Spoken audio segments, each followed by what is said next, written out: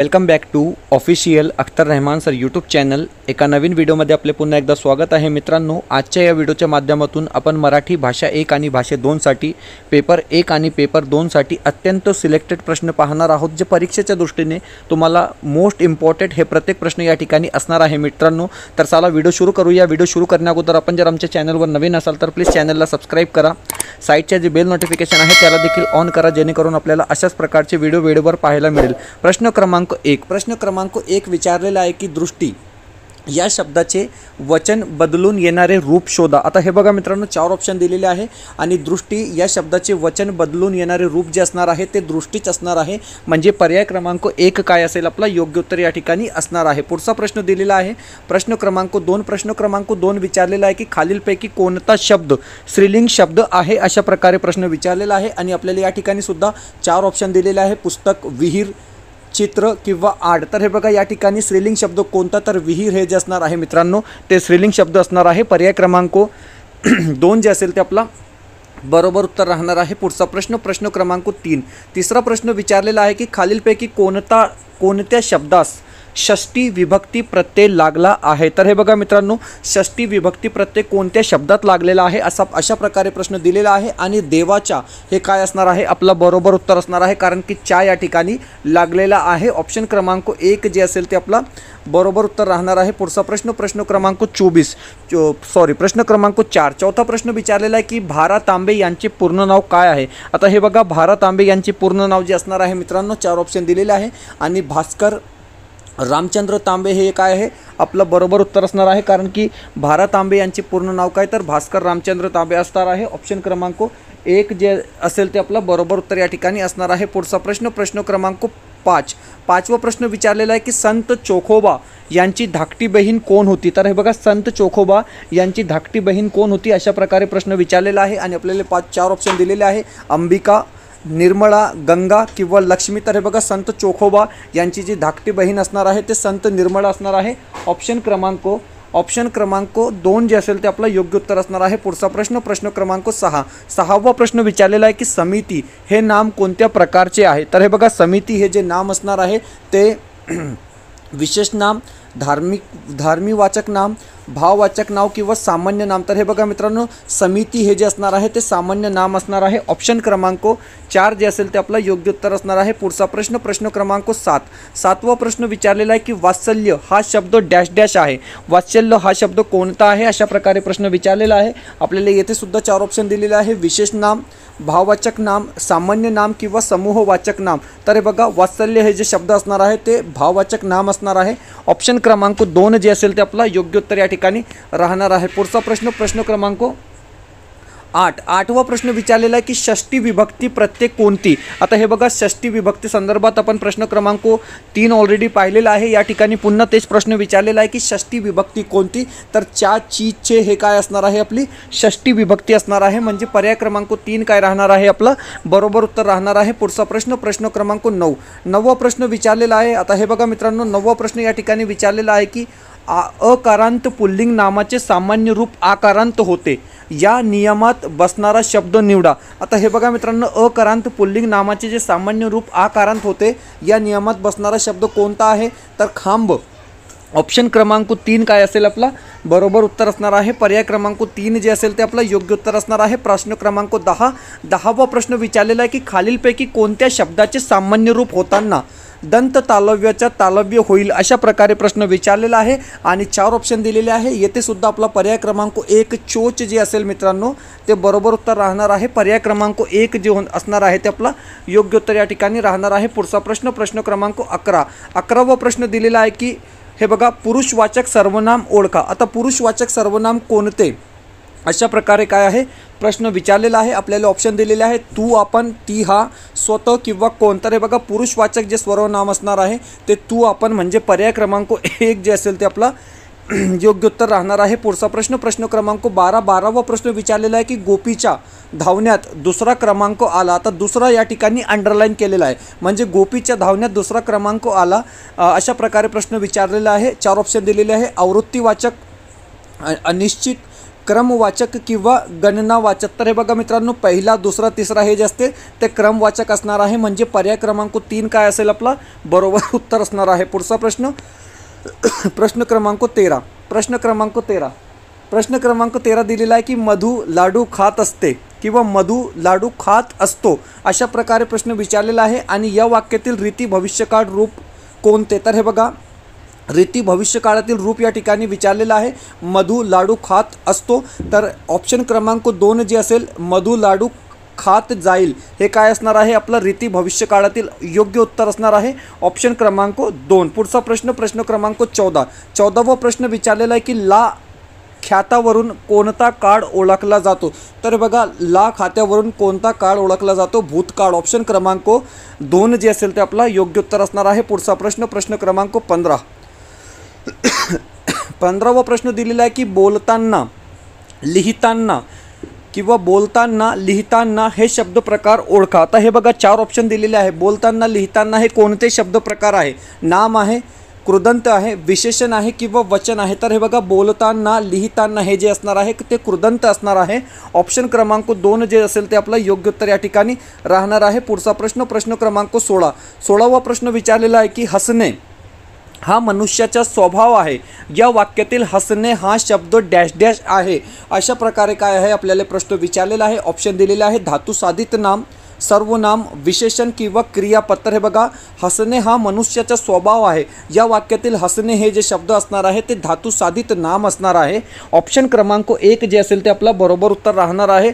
पुढचा प्रश्न क्रमांक 17. 17वा प्रश्न विचारलेला आहे की हे बघा, प्रश्न क्रमांक 17 विचारलेला आहे की धातूंना प्रत्यय लागून जे साधित शब्द तयार होतात त्यांना काय म्हणतात? मोस्ट इम्पॉर्टंट प्रश्न आहे मित्रांनो की धातूंना प्रत्यय लागून जे साधित शब्द तयार होतात त्यांना काय म्हणतात? उपसर्ग, शब्दयोगी, अव्यय, प्रत्यय किंवा कृदंत. तर हे बघा, कृदंत काय असणार आहे आपला बरोबर उत्तर असणार आहे. कारण की धातूंना प्रत्यय लागून जे साधित शब्द तयार होतो त्याला आपण कृदंत असे म्हणतो. ऑप्शन क्रमांक 4 जे असेल ते आपला बरोबर उत्तर या ठिकाणी राहणार आहे. प्रश्न क्रमांक 18 दिलेला आहे की खालीलपैकी क्रिया विशेषण अव्यय ओळखा. आता हे बघा मित्रांनो, क्रिया विशेषण अव्यय कोणते? तर भरभर हे काय असणार आहे? क्रिया विशेषण अव्यय या ठिकाणी असणार आहे. पुढचा प्रश्न क्रमांक 19. 19वा प्रश्न दिलेला आहे की पुढीलपैकी शब्दयोगी अव्यय कोणते? आता हे बघा मित्रांनो, 4 ऑप्शन दिलेले आहे आणि शब्दयोगी अव्यय कोणते अशा प्रकारे प्रश्न विचारलेला आहे. मनुष्यत्व, परंतु, समोर किंवा वाहवा.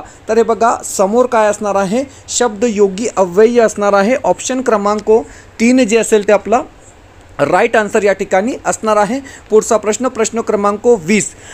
प्रश्न क्रमांक 20. मित्रांनो, व्हिडिओ आवडत असेल तर प्लीज व्हिडिओला लाईक करा. आपण जर आमच्या चॅनलवर नवीन असाल तर प्लीज चॅनलला सबस्क्राईब करा. साईडचे जे बेल नोटिफिकेशन आहे त्याला देखील ऑन करा, जेणेकरून आपल्याला अशाच प्रकारचे व्हिडिओ वेळेवर पाहायला मिळेल. मित्रांनो, डिस्क्रिप्शनमध्ये आमच्या टेलिग्राम आणि व्हॉट्सअप चॅनलची लिंकसुद्धा दिलेली आहे.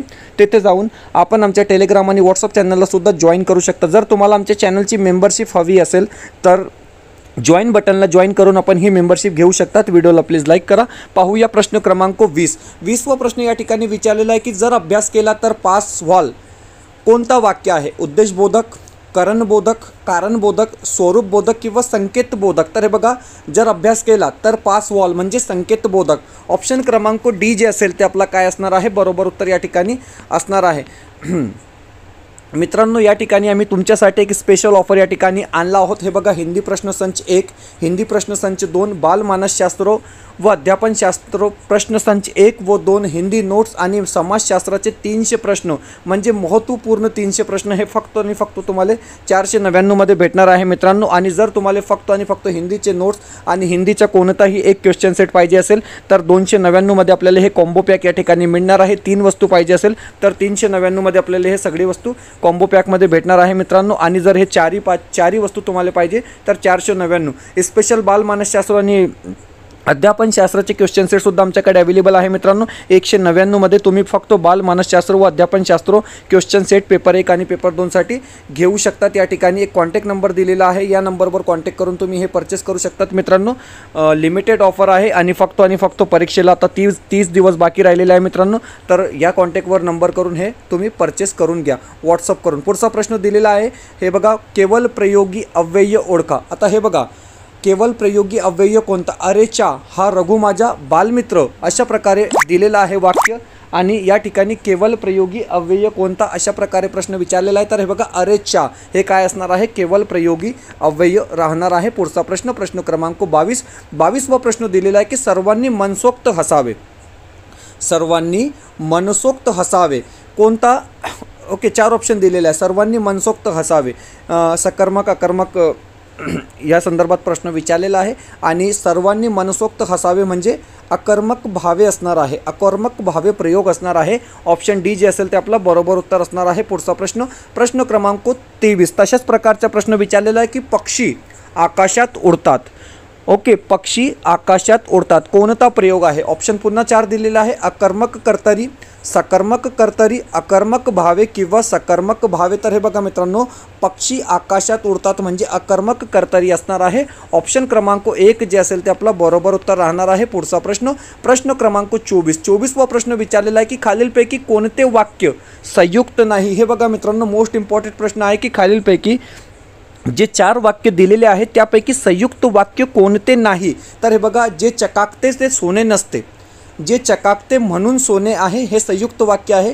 ते सोने आहे म्हणून चकाकते हे सुद्धा काय आहे? संयुक्त वाक्य आहे। आणि ते चकाकणारे असेल किंवा सोने असेल तर हे सुद्धा काय आहे? संयुक्त वाक्य आहे। परंतु ऑप्शन क्रमांक 1 जे चकाकते ते सोने नसते हे संयुक्त वाक्य नसेल, म्हणजे पर्याय क्रमांक 1 काय असेल आपला योग्य उत्तर असणार आहे। पुढचा प्रश्न, प्रश्न क्रमांक 25वा प्रश्न दिलेला आहे की पुढील शब्दाचा समास ओळखा। आता हे बघा, एक शब्द दिलेला आहे कमल नेत्र, या शब्दाचा समास कोणता? द्वंद्व समास, बहुव्रीही समास, अव्ययीभाव समास किंवा कर्मधारय समास। तर कमल नेत्र म्हणजे कर्मधारय समास असणार आहे। ऑप्शन क्रमांक 4 जे असेल ते आपला बरोबर उत्तर असणार आहे। पुढचा प्रश्न, प्रश्न क्रमांक 26वा प्रश्न विचारलेला आहे की पुढील शब्दांचा समास ओळखा। आता हे बघा, प्रतिक्षण एक शब्द या ठिकाणी दिलेला आहे आणि आपल्याला समास ओळखायचे या ठिकाणी प्रश्न विचारलेला आहे। 4 ऑप्शन दिलेले आहे। तत्पुरुष, अव्ययीभाव, कर्मधारय किंवा द्विगुतर। हे बघा, प्रतिक्षण यामध्ये जे समास असणार आहे ते अव्ययीभाव समास असणार आहे, कारण प्रति या उपसर्गापासून हा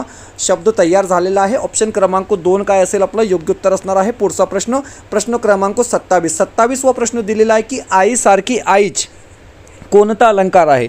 आईसारखी आईच म्हणजे तिच्यासारखी तीच, अशा प्रकारे हा प्रश्न विचारलेला आहे। ऑप्शन दिलेले आहे दृष्टांत अलंकार, श्लेष अलंकार, रूपक अलंकार किंवा अनन्वय अलंकार। तर हे बघा मित्रांनो, आईसारखी आई जेव्हा असते म्हणजे तेव्हा अनन्वय अलंकार वापरला जातो। ऑप्शन क्रमांक 4 काय राहणार आहे आपला बरोबर उत्तर असणार आहे। पुढचा प्रश्न, प्रश्न क्रमांक 28वा प्रश्न विचारलेला आहे की यथाअवकाश म्हणजे काय? आता हे बघा मित्रांनो, यथाअवकाश म्हणजे काय अशा प्रकारे प्रश्न विचारलेला आहे। यथाशक्ती, अवकाशाप्रमाणे, आकाशा एवढे किंवा कालांतराने। तर हे बघा, यथाअवकाश म्हणजे काय? तर कालांतराने। ऑप्शन क्रमांक 4 काय राहणार आहे आपला योग्य उत्तर असणार आहे। ऑप्शन क्रमांक 4 जे असेल ते आपला बरोबर उत्तर असणार आहे। पुढचा प्रश्न, प्रश्न क्रमांक 29 कवी, लेखक आणि साहित्यकार संदर्भात आपण 2 प्रश्न या ठिकाणी ॲड केलेले आहे। प्रश्न क्रमांक 29 या ठिकाणी दिलेला आहे की प्रसिद्ध संत कवी सोपानदेव यांचे समाधीस्थळ कोणते आहे किंवा कोठे आहे अशा प्रकारे प्रश्न विचारलेला आहे। आपल्याला 4 ऑप्शन दिलेले आहे, पंढरपूर, आळंदी,